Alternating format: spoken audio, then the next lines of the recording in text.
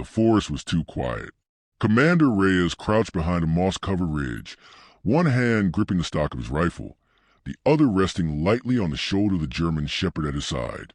Koda's ears were up, his muscles taut, nose twitching at sense beyond human comprehension. Something was coming. Reyes knew that much, not from any satellite feed or tactical drone, but from the subtle, still tension in his dog's body. They'd lost 2 scouts to something they hadn't seen.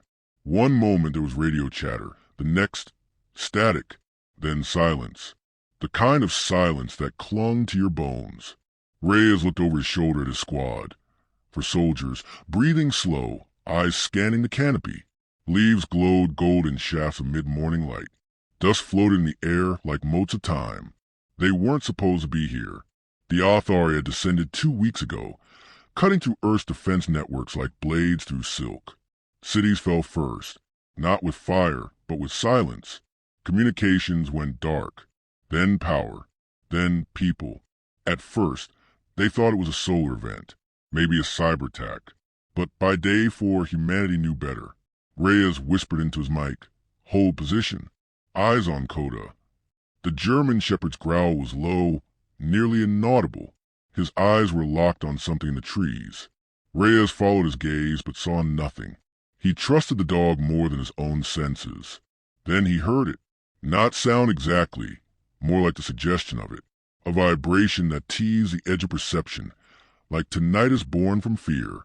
The underbrush rustled 30 meters ahead. Leaves fell from no wind. And then it stepped out.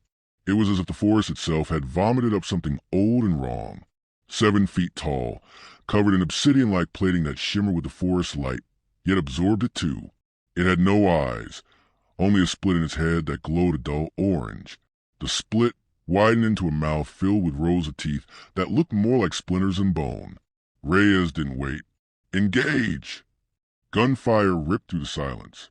Muzzle flashes lit up the trees. The creature jerked as bullets struck, but not the way flesh would. It didn't bleed. It shifted, absorbed, and advanced. Koda launched forward on command, not barking but moving like a missile of fur and fury. He closed the distance in seconds, weaving between gunfire, leaping at the creature's knee. His jaws locked on a joint between armor plates. The creature screamed, a high, oscillating screech that shattered the air. Its legs buckled, and for a moment it looked confused. The squad moved, flanking it. Reyes gave the signal for concussion grenades. 2 thuds later, the blast sent leaves flying and broke the unnatural sound. When the smoke cleared, the creature was on its knees. Koda still clung to it, tearing, snarling. Something sparked from inside the monster's frame. Ether, circuitry, nerves? Then it fled. No one moved, not even Koda, who stood panting, chest heaving, eyes locked on the direction the thing had vanished. He let out a short, clipped bark, aggression unfinished. Reyes walked over slowly, kneeling beside him. "You okay, buddy?" Koda's ears perked. He licked Reyes' hand once and sat, tail low, alert. "That's the 3rd time," said Corporal Malik, his voice shaking slightly. 3rd time they backed off when the dog got close. Reyes nodded. Same reaction at Fort Breckenridge. Dogs made them hesitate. They ran. Malik looked down at Koda. What the hell do they see when they look at them? Reyes didn't answer. He didn't know. Back at base camp, the story spread. Alien monsters, silent, merciless, were afraid of dogs, or something in dogs. Koda, Rex, Juno, Max, names whispered in awe, as if they were weapons rather than animals. No one could explain it. Scientists scrambled for data. Psychologists theorized primal instincts. Biologists talked about pheromones, energy fields, neural frequencies. But the soldiers didn't care about theories. They saw results. And they saw the shift. Where once they'd been running, now they were holding ground. Where fear ruled, now hope clawed its way in, on 4 legs with teeth bared. Reyes sat with Koda under the stars that night. No lights. Electric signals could draw the enemy. Just firelight, the crackle of wood, the sound of people exhaling. One day survived. He looked at his dog, who lay beside him with his head on crossed paws. Koda's ears twitched occasionally at distant sounds. Always listening. Always watching. You know they underestimated us, Reyes murmured. They thought we were divided, weak. They saw our machines, our politics, our noise, and they missed the one thing that's always kept us alive. Coda lifted his head. Reyes smiled. Loyalty. The next morning, they moved north toward the radio tower near Hudson Ridge. The terrain was tight, forest giving way to crags and steep inclines. Reyes kept Coda close, knowing what was coming. The last transmission from Hudson had been 4 days ago. There was no point hoping. They reached the perimeter by dusk. Burned trees, ash where walls had been, and bodies. Reyes scanned the area. No movement, just the silence again. That horrible, aching silence. Coda didn't growl. He whined barely. What is it, boy? Coda looked toward a pile of rubble, then began walking. Not running, slinking, ears up, shoulders low. The squad followed tight, silent. The rubble shifted. Reyes raised his hand. Fingers curled. Everyone froze. A second passed. Then another. From beneath the debris, a hand rose, small, trembling. Reyes was there in a second, lifting twisted metal.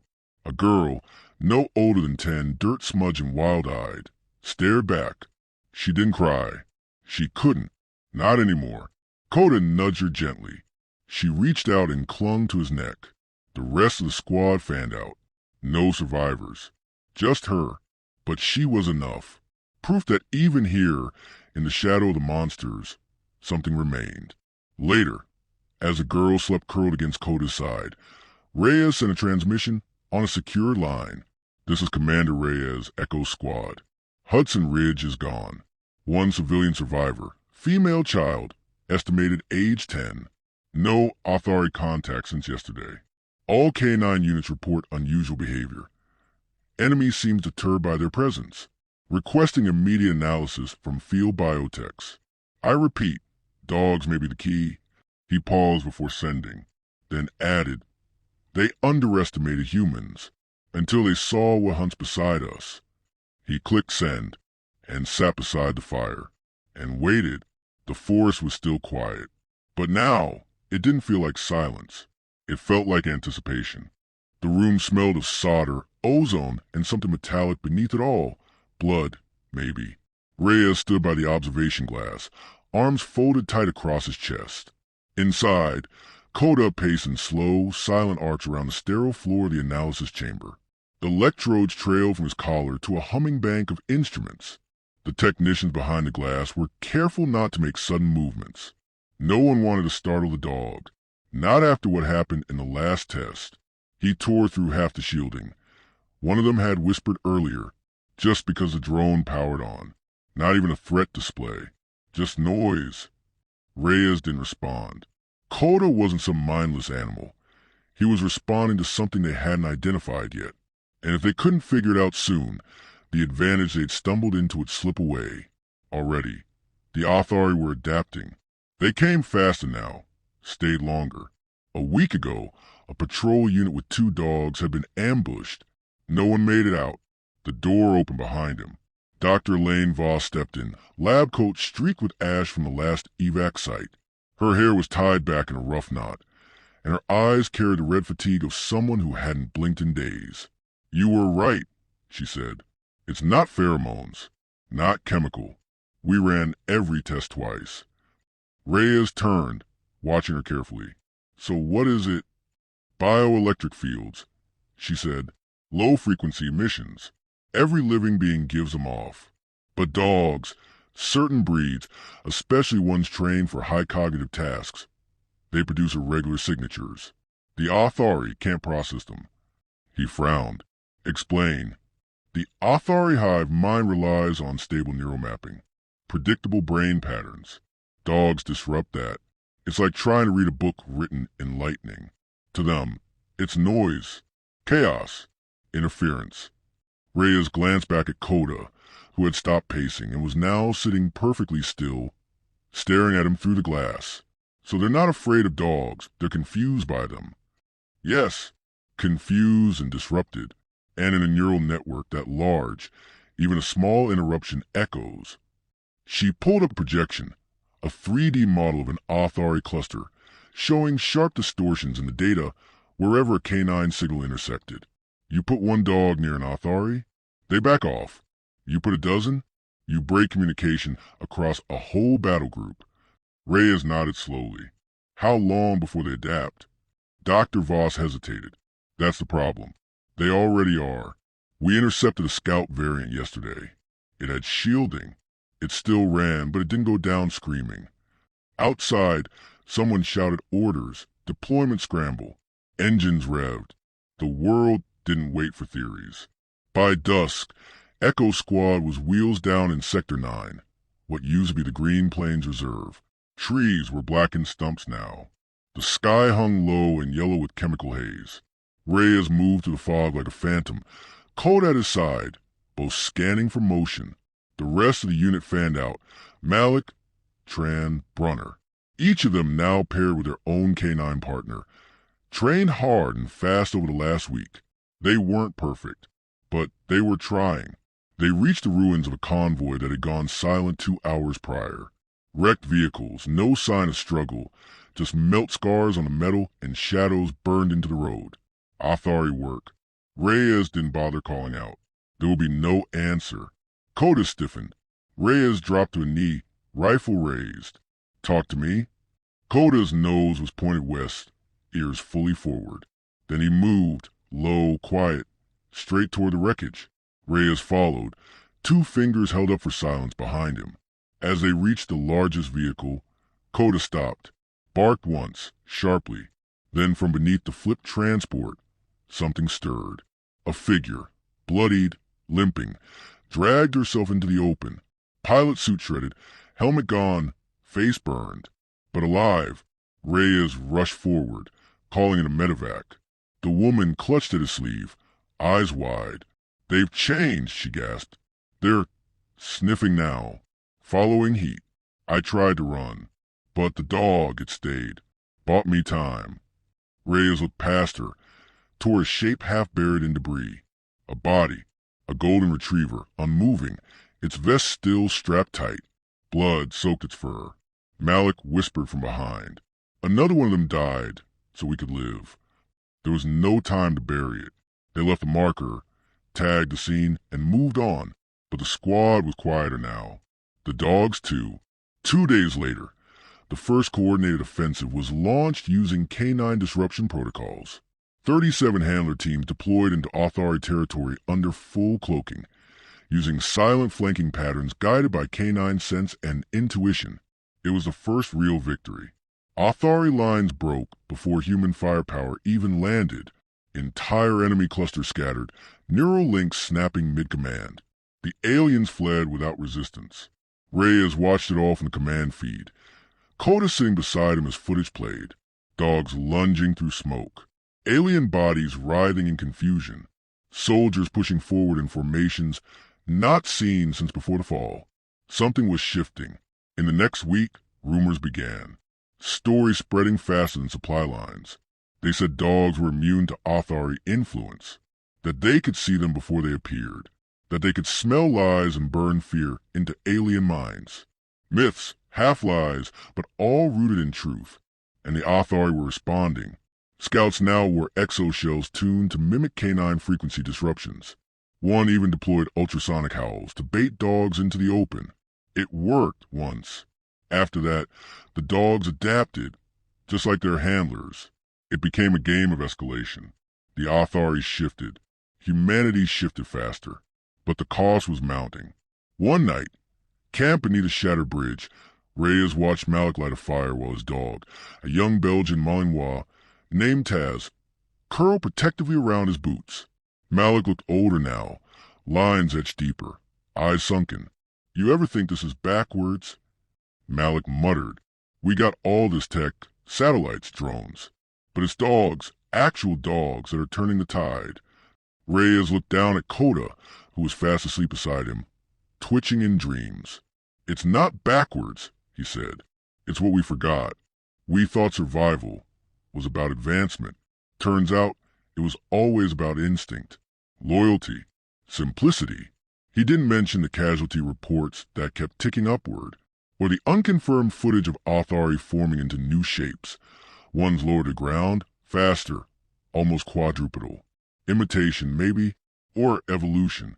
The war was changing again, but for now, they had a lead, a plan, a strategy built on something no algorithm could predict. Trust between species, unshakable and earned through centuries of codependence.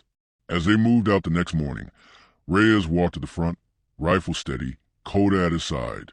Each handler did the same. The formation was tighter now. No one moved without glancing at their dog.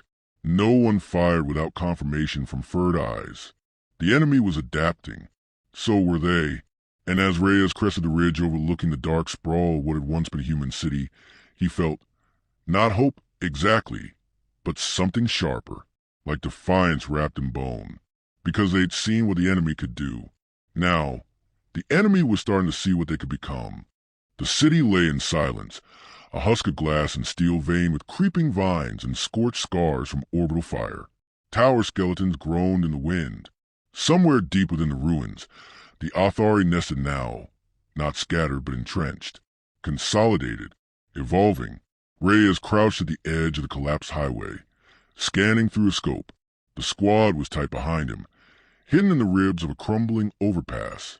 Coda lay flat beside him, ears perked, eyes fixed ahead, not moving, not even blinking. "They've dug in deep," Malik whispered, flanking his left. "We go loud, we won't come out." "We're not going loud," Reyes said. "Not yet." The plan was different now. No more blitz attacks, no more neural strikes. Those had worked for a while, but the Authari had changed their architecture. They were building in layers, like bone over scar tissue. Their new clusters weren't disrupted by canine frequencies the same way. They'd learned. So humanity had to learn faster. Deep in the city's bones, a signal pulsed, a resonance field unlike any they'd encountered. It warped communication, jammed movement sensors. Recon drones never returned, and those that did came back hollow, their data corrupted, memories blank. Something waited in there. The objective was simple: locate the signal source, extract data, return. But simple missions didn't exist anymore, not with the Authari watching every shadow. Reyes tapped the side of his helmet. Eyes up, formation delta. Coda lead. The dog responded instantly, slipping over the edge with predatory grace. The team followed in his wake, like ghosts. For the first hour, there was only silence. No movement, not even insects. That was always a bad sign. The Authari sterilized ecosystems when they embedded, removed what they didn't understand. The first anomaly came as they passed the toppled department store, windows shattered like ice. Coda stopped dead, growling low. Reyes knelt beside him, scanning. At first he saw nothing. Then a shimmer, a shift in the light. A figure, blurry at the edges, like heat haze in motion. Authari scout, cloaked. Before Reyes could raise his rifle, Coda was airborne. The dog collided with the shape mid-lunge, tearing into it with brutal efficiency. Sparks exploded where claws met the creature's carapace. The thing screamed, not aloud, but inside Reyes' skull, like a migraine exploding behind the eyes. By the time the others caught up, the thing lay in pieces. Coda was panting, tail high, unharmed. "Cloaking tech," Brunner muttered. "Better than last time." "No scent," Reyes said. "No sound." But Coda still saw it. Tran knelt beside the body. "Because he doesn't rely on the same senses we do. He feels the difference." "Whatever they're building in there," Reyes said, "they don't want us to see it." They moved deeper into the city. An hour passed. 2. Then they found the bodies. Human soldiers, 5 of them, arranged in a circle, their faces frozen in rictus. Not wounds. No blood. No burns. Just stillness, like they'd been turned off. The dogs began to whine. "Get back," Reyes ordered. "Now." But it was too late. The air change vibrated. A low hum rippled across the concrete. A sound too deep to hear, but strong enough to feel in the bones. The dog staggered. Coda yelped, his body seizing. Then the world turned white. When Reyes came to, He was flat on his back, ears ringing. The team was scattered, semi-conscious, weapons offline. A sphere of light pulsed in the center of the dead soldiers, a beacon, alive with writhing tendrils of data. And standing before it, not quite solid, was something new. It looked Athari, but sleeker, refined, not bristling with the usual spines and razors. It had symmetry, intent, a deliberate mimicry of human form. Standing tall on two legs with a face like blank obsidian, Reyes reached for his rifle. The creature didn't move. Coda, still trembling, pulled himself upright, his hackles raised, but he didn't attack. He only growled, a sound low and furious, like thunder waiting to break. The creature tilted its head. Then it spoke, not aloud, but inside Reyes' mind. Clear, cold, this form is efficiency. We evolve. Reyes stood slowly, pain sparking in every joint. You're copying us. Understanding is survival. Your K9s disrupted the signal. Now we reconfigure. You think that'll make you win? The creature stepped forward. The dog snapped to alert. Coda moved to Reyes' side, tail stiff, a low growl building in his throat. Emotion, loyalty, primitive, dangerous. We did not account for chaos. You weaponized it. You can't replicate it, Reyes said, because you don't feel it. You don't understand what it means. Yet. And then the creature vanished. No flash, no sound. Gone. The sphere collapsed inward with a hiss. Silence again. Reyes knelt beside Coda, who was still tense but unhurt. What the hell was that? Brunner muttered, rubbing at his temples. A prototype, Reyes said. A message. They're not just adapting now. They're studying. Malik spat on the ground. Then we burn it all. Whatever they're building in there, we don't let it finish. That night, back at base, Reyes stood before the high command, generals, scientists, analysts, all watching the footage in tight silence. They're consolidating, he said, becoming more human, not in body, but in strategy. But they still don't understand unpredictability. They don't understand our bond with these animals. He nodded toward the far wall, where Coda lay beside Voss, who had returned from another field scan. The dog looked up at the sound of Reyes' voice and thumped his tail once. They're mimicking, but mimicry isn't understanding. It's empty. A beat passed. One of the generals leaned forward. Are you saying dogs are still effective? More than ever. But it's not about their sense of smell or their aggression or even their disruption field. It's about trust, reaction time, the kind of intelligence you can't program. He paused, watching them all. It's about what the Athari can't become, no matter how hard they try. Outside the bunker, storms gathered. Interference patterns were spreading. The final phase was beginning. Cities across the continent blinked out, not from fire, but from quiet, powerless silence. The endgame was close. And still, Reyes trained. Still, the dogs ran drills. Still, the teams deployed in twos, man and dog, heartbeat and paw print in perfect synchronicity. When the first wave of the new Athari forms appeared, they moved like men but fought like algorithms. Fast, relentless, cold. And they hesitated every time a dog appeared. That moment, barely a second, was all the edge humanity needed. Reyes led the assault personally, Coda beside him, their unit pushing through the dead heart of the city toward the source. No plan, no guarantees, just motion. He knew the enemy would be waiting. He hoped they would. And as they reached the final breach, breaching charges in place, weapons live, Coda surged ahead, tail straight, eyes locked forward. Because this wasn't a battle of strength anymore. It was a battle of understanding. And the Athari, for all their evolution, still didn't know what it meant when a dog bared its teeth. Not in fear, but in fury.